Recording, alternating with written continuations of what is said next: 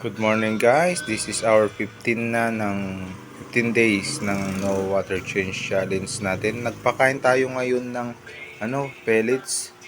Ayan, ewan ko ba yung mga angel fishes nung nagpakain ako, naghahabulan sila. Parang nag-aaway. Tapos kahapon may gumawa ng bubble nest sa taas, wala na ngayon. Ewan ko kung sinong gumawa, angel fish ba o yung mga gurami.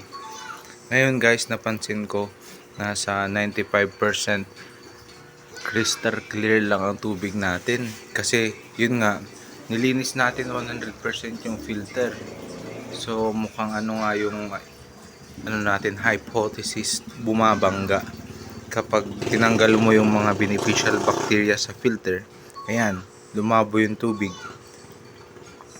Pagising ko malabo na, nasa 95% lang. So mukhang may impact talaga yung yung bacteria sa filter. Ngayon sa bahay, ito tumubo na yung mga garlic natin. Ang bango dito sa bahay guys.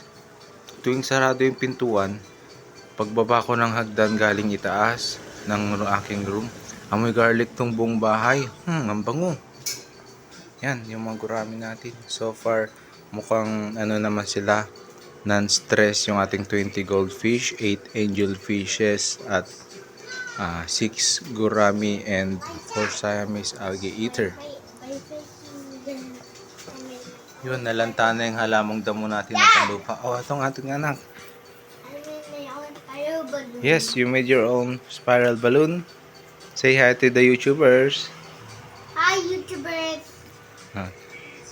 Yun lang po guys ngayon. Ang atunan natin ngayon, nagpakain tayo today. Naglinis tayo ng filter at ngayon nga kinabukasan lumabo yung tubig. Ayan po.